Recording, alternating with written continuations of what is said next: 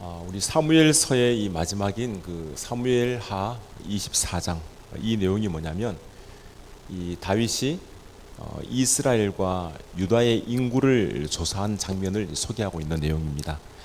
이 당시 인구를 조사한다는 것은 이 어린아이에서부터 어른까지 모두 인구를 조사하는 것이 인구를 조사하는 것이 아니라 이 전쟁에서 싸울 수 있는 남자, 쉽게 말하면 이 군인의 인구를 조사하는 것입니다.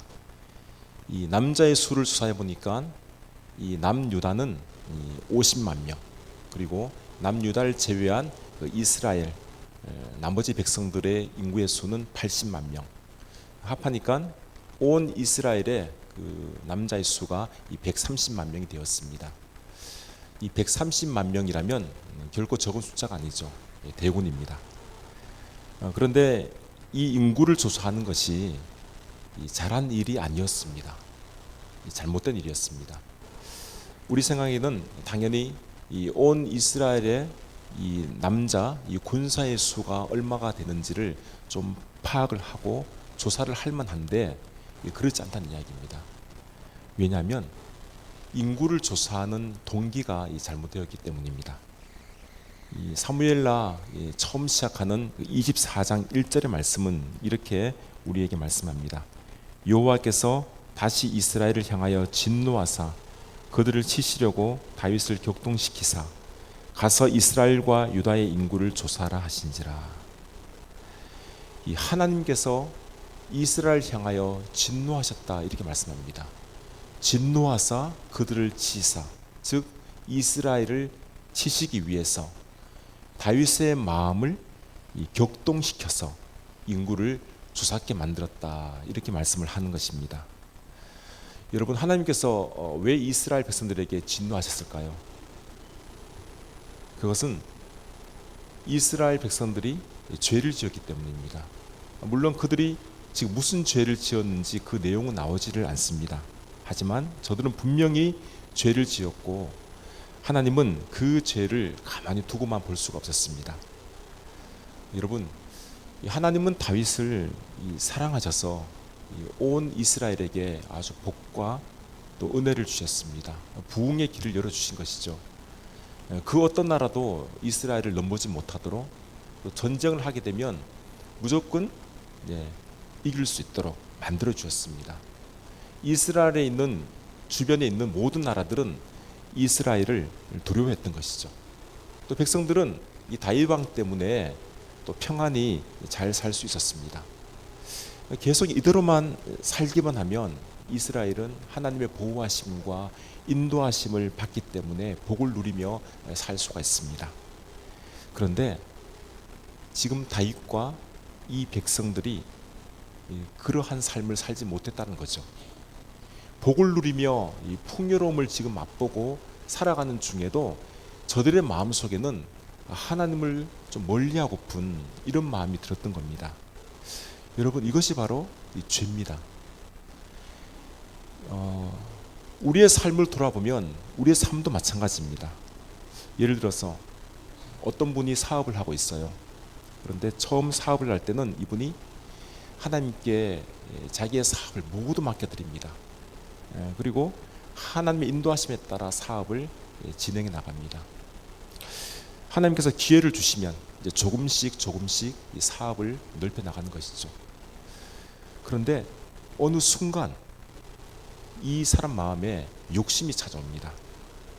좀 더 큰 사업을 하고 싶어서 아주 무리하게 대출을 받고 또 빚을 내어서 사업을 크게 확장합니다. 근데 결국 자신의 생각대로 사업이 안 되어 이 사람은 빚더미에 안고 마는 것이죠. 그냥 평소대로만 조금씩 하면 아무런 문제가 없는데 마음속에 욕심이 들어와서 그 욕심대로 했다라는 거죠. 하나님의 계획과 하나님의 뜻대로 한 것이 아니라 바로 내 욕심이 하나님보다 앞선 것입니다. 이것이 바로 죄입니다. 지금 다윗도 그런 마음이 들었던 것이죠. 지금 이 나라의 군사력이 얼마나 됐는지 파악을 해서 주변의 정말 모든 나라들을 다 점령해서 거대한 제국으로 만들고자 하는 그 마음이 다윗에게 있었던 겁니다. 여러분, 하나님께서는 당신의 뜻이 아니면 아예 처음부터 그 사람을 실패하게 만듭니다. 이 다윗은 자신의 욕심대로 인구 조사를 다 해놓았는데 이제 전쟁을 하면 되는데 전쟁을 시작하기도 전에 하나님은 다윗에게 이 징계 채찍을 주시는 겁니다. 성령의 기름 부음을 받은 자가 세상의 권력과 명예와 또 다른 세상에 관한 것들에 욕심을 내니까 하나님께서는 그것을 즉시 못하도록 만들어 버리신 겁니다. 여러분, 하나님은 당신의 자녀들을 사랑하시는 분이십니다. 이 자녀가 올바른 길로 가야 되는데 가지 않을 때는 하나님은 그거 바라만 보고 계시질 않아요. 그 자녀의 길을 즉각 돌리십니다. 바른 길로 갈 수 있도록 그 걸음을 하나님은 인도하십니다. 특별히 하나님께서 쓰시기 위해 부른 자들은 절대로 자기 마음대로 다른 길로 갈 수 없습니다. 자기 생각에는 세상에서 이것도 하고 싶고 저것도 하고 싶고 뭐 여러 가지 할 일이 많이 있다고 생각하지만 이 자기 마음대로 하다가 결국은 하나님의 손에 붙들려서 하나님께로 돌아오게 되어 있습니다. 제가 이 신학교를 다니기 전에 저는 직장생활을 했습니다. 이 청춘의 꿈을 안고 이 서울에 있는 그 양재동의 어떤 직장에 들어가게 된 것이죠. 내가 정말 이곳에서 내 삶을 펼쳐보겠노라 이런 꿈을 가지고 나름대로 직장 생활을 열심히 했습니다. 그런데 이 하는 일마다 잘 안 되는 거예요. 일이 잘 안 풀리는 겁니다. 뭐 어떤 일이 생기면 그 일에 넘어지고 또 사람에 의해서 또 넘어지고 결국은 얼마 안 되어서 그 직장에서 나오게 되었습니다. 도대체 왜 나에게 이런 일이 일어날까? 왜 일이 잘 안 풀리는 것일까? 그때는 너무 속상했죠. 후에 깨닫게 된 겁니다. 하나님께서 나를 다른 도구로 사용하시려는 모양이구나. 그래서 가감히 그냥 직장생활 모든 것 다 포기하고 그냥 신학교로 들어가게 되었습니다. 혹 우리에게도 일이 잘 안 되는 분들 또 어려운 분들이 계시다면 먼저는 하나님 앞에서 내 자신을 돌아봐야 됩니다. 자기 자신을 하나님 앞에 점검을 해야 됩니다. 하나님께서 원하시는 길이 무엇인지를 그가 깨닫는다면 하나님은 그 길로 그분을 인도하시는 것이죠. 지금 다윗이 인구 조사를 하게 된 것은 이 다윗의 이런 욕심뿐만 아니라 이스라엘 백성들이 모두 죄를 지었기 때문입니다. 그 죄가 무엇인지는 말씀하고 있지는 않지만 우리는 얼마든지 그 죄가 무엇인지 짐작할 수 있습니다. 그것은 바로 이스라엘 백성들이 하나님의 통치를 받는 것을 좋아하지 않았던 겁니다. 여러분, 우리 생각에는 이스라엘 백성들이 하나님께서 통치하시기 때문에 이 신정 정치를 하시기 때문에 그냥 참 좋을 것 같은데 그냥 그대로 살면 될 것 같은데 그들 입장에서는 그렇지 않았다는 거예요. 그들 마음속에는 하나님의 통치보다 세상적인 통치, 인간적인 통치 이것을 고집을 하였던 것입니다. 여러분, 이 죄라는 것은 여러 가지 그런 의미들이 있지만 이 죄를 한마디로 말한다면 하나님과 멀어지는 것이 죄입니다. 하나님의 말씀을 떠나는 것이 이것이 죄입니다. 세상에서 도덕적으로 흠이 없고 누구에게 존경을 받는 사람이라 할지라도 훌륭한 분이라 할지라도 그가 하나님을 떠나 있으면 그가 하나님을 믿지 않으면 그는 죄를 짓고 있는 겁니다. 그래서 넓은 의미에서는 이 죄가 하나님을 모르는 것이 죄입니다. 여러분, 이 사무엘서 이 마지막 장, 우리 24장 이 마지막 장에 왜 지금 죄에 관한 이 무거운 말씀을 하시는 것일까요? 이유는 하나님께서 지금 이스라엘 백성들에게 이스라엘에게 더 큰 은혜와 복을 주시기 위해서입니다. 아무리 이 작은 죄 이것을 짓게 되면 하나님은 즉시 그 죄를 깨닫게 하시고, 깨달으면 더 큰 부흥의 역사를 이스라엘에게 허락하시기 위해 지금 이 죄에 대해 말씀을 하고 있는 겁니다. 그래서 하나님은 이 사랑하는 자녀들이 죄를 지으면 마음이 아프십니다. 마음이 아프시고 빨리 돌아서길 바랍니다. 빨리 돌아서서 내가 너에게 주는 큰 복을 너가 경험하라, 맛보라, 이렇게 원하시는 것이죠. 우리가 오늘 말씀 속에서 보면 이 다윗이 훌륭한 점이 있는데 바로 이 점입니다. 뭐냐면 죄를 지었는데 짓고 나서 그것을 빨리 깨달았다는 것입니다. 오늘 본문 10절에 이렇게 말씀하고 있죠. 다윗이 백성을 조사한 후에 그의 마음에 자책하고 다윗이 여호와께 아뢰되 내가 이 일을 행함으로 큰 죄를 범하였나이다. 여호와여, 이제 간구하옵나니 종의 죄를 사하여 주옵소서. 내가 심히 미련하게 행하였나이다 하니라. 이 다윗은 자신이 지은 죄를 빨리 깨닫고 지금 하나님 앞에 바로 자백합니다. 하나님 앞에 용서를 구합니다. 여러분, 이 왕이, 자신이 왕인데 왕으로서 잘못을 했지만 이것을 시인하는 것이 쉬울까요? 저는 결코 쉽지 않다고 생각합니다. 만약에 가정에서 아버지가 자녀에게 분명 잘못을 했는데 이 아버지는 자신이 잘못했다고 이 자녀에게 말하지 않습니다. 인정하려고 하지도 않습니다. 물론 지금 세대의 아버지, 젊은 아버지는 잘못했으면 이 자녀에게 내가 잘못했다 이렇게 말할 수도 있는데 예전 아버지는 절대로 아버지가 잘못했으면 당신께서 절대로 말 안 합니다. 왜 그런 거 아니? 이 자존심이 꺾이는 것 같거든요. 가정에서 위신이 서지 않는 것 같기 때문에 말하려 하지 않습니다. 집안에서 아버지도 그런데 지금 온 이스라엘 백성의 아버지인 왕, 이 왕이 자신이 잘못했는 것 이거 말하려고 하겠습니까? 쉽지 않습니다. 하나님은 또 눈에 보이지 않기 때문에 좀 잘못을 했더라도 용서해 주시겠지, 그냥 넘어가려고 할 겁니다. 그런데 이 다윗은 그렇게 하지 않았습니다. 자신의 잘못을 철저히 회개했습니다. 하나님 앞에 무릎을 꿇고 내가 하나님 심히 미련한 행동을 했습니다. 어리석은 짓을 했습니다. 하나님께 그 잘못을 인정을 했습니다. 여러분, 우리는 이 다윗에 비하면 정말 보잘것없는 존재이죠. 이 다윗이 죄를 지은 것처럼 우리는 사실 다윗보다 훨씬 많은 죄를 짓고 살아갑니다. 다윗은 왕이었는데 자신의 죄를 하나님 앞에 철저히 회개를 했는데, 그렇다면 다윗보다 못한 우리가 죄를 지으면 하나님 앞에 회개를 해야 되지 않겠습니까? 이 죄라는 것은 하나님의 말씀을 거역하는 것입니다.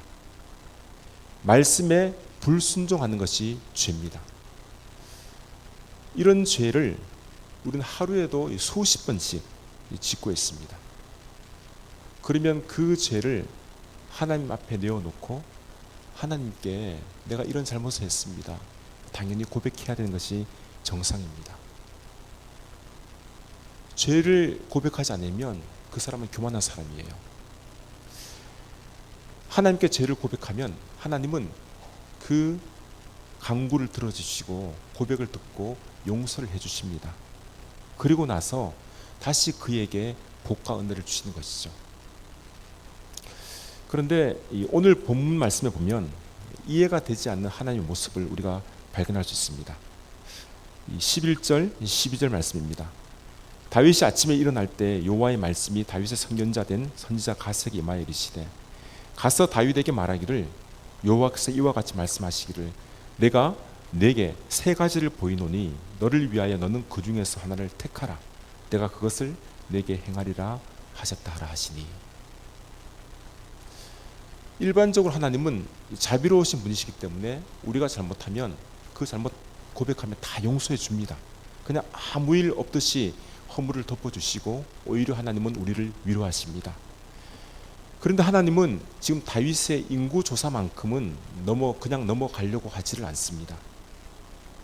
오히려 인구조사한 것 때문에 징계를 내가 너에게 주겠다 이렇게 말씀하고 있는 거예요. 3가지 징계가 있는데 그 중에서 너가 하나를 택하라는 겁니다. 여러분, 우리가 이 궁금한 것은 뭐냐면 왜 하나님은 다윗의 다른 허물과 죄를 다 덮어주시고 용서하시면서 지금 인구조사만큼은 왜 징계를 하시는가? 다윗이 지금 징계받기 전에 지금 철저히 회개했지 않습니까? 철저히 회개했다면 징계하지 마시고 그냥 용서해 주시면 안 되는가? 굳이 하나님은 징계를 하셔야만 하는가? 이런 의문이 듭니다. 왜일까요? 그것은 하나님께서 다윗을 정말 사랑하시기 때문입니다. 다윗을 향한 하나님의 그 마음, 아주 강한 사랑의 마음의 표시입니다. 우리 잠언 3장 12절에 이렇게 말씀하고 있습니다. 대저 여호와께서 그 사랑하시는 자를 징계하시기를 마치 아비가 그 기뻐한 아들을 징계함 같이 하느니라. 사랑하는 자에게는 반드시 징계가 따릅니다. 이 사도 바울에게는 육체 가시가 있었어요. 이 몸에 질병이 있었습니다. 이 바울은 하나님께 많은 은사를 받았는데 그 은사 중에는 특별히 병 고치는 은사가 있습니다. 어떤 경우에는 바울이 아픈 병자에게 수건을 얹었는데 그 병자의 병이 떠나갑니다. 그만한 능력이 있는 사람이 바울이었어요. 그런데 이 바울은 자기 자신의 병을 고치지 못했습니다.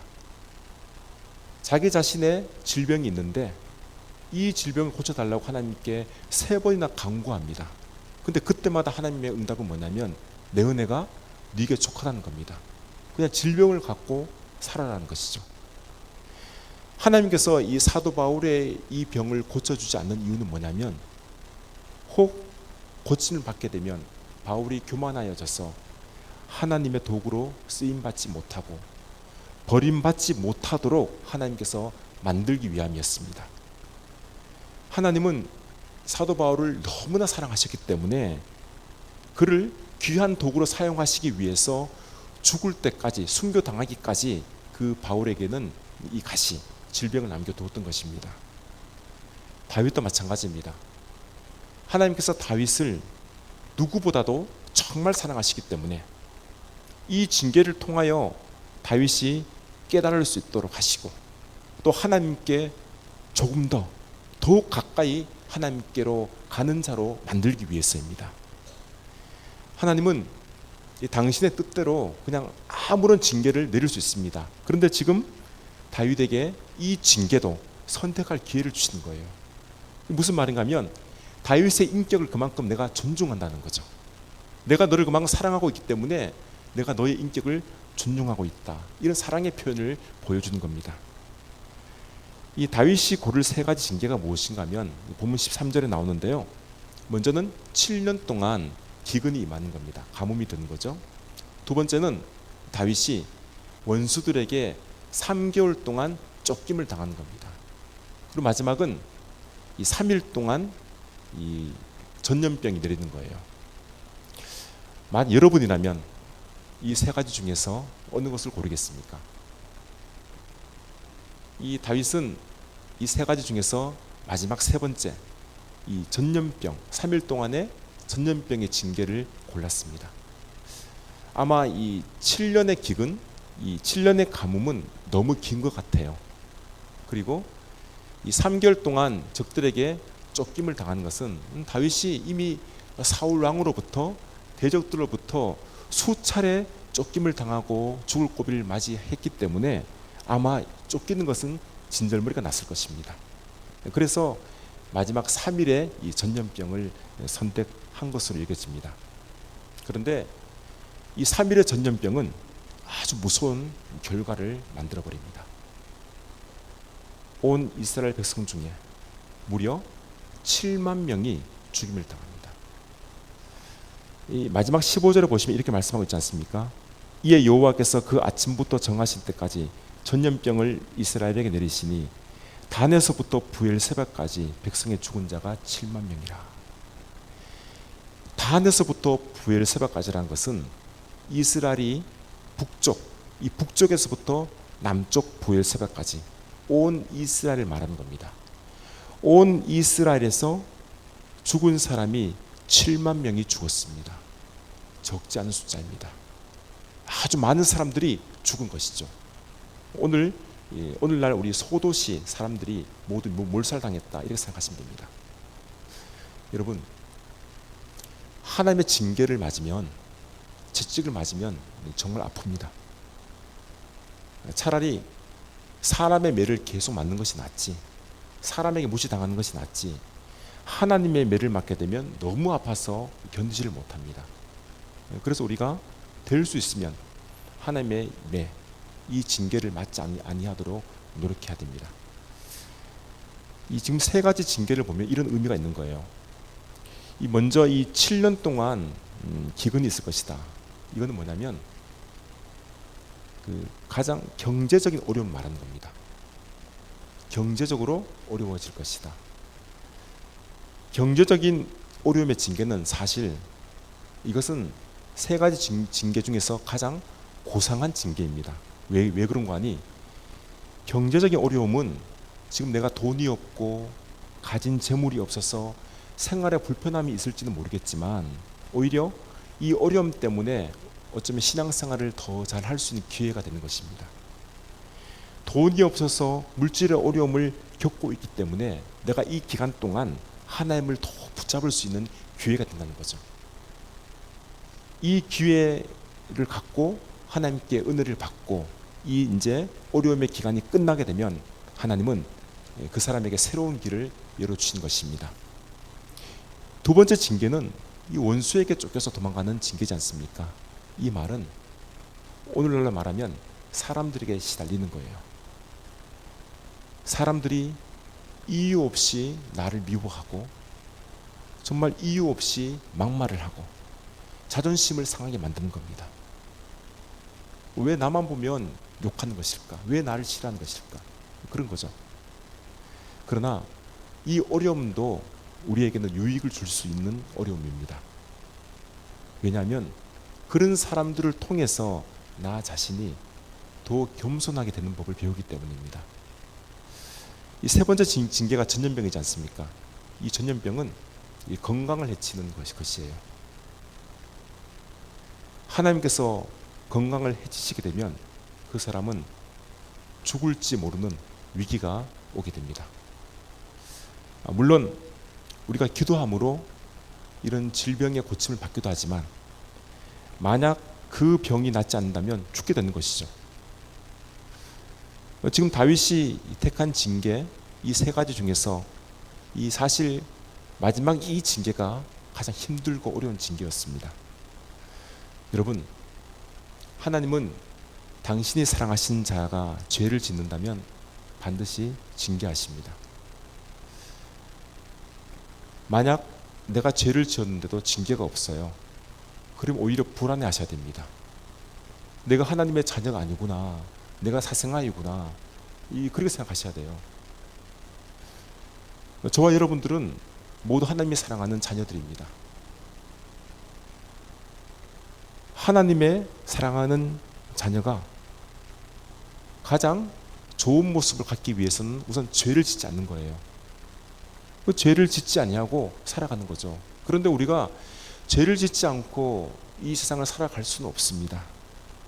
우리가 그만큼 육체의 몸을 가지고 있기 때문에 부족한 자이고 연약한 자들입니다. 그렇다면 어떻게 해야 되겠습니까?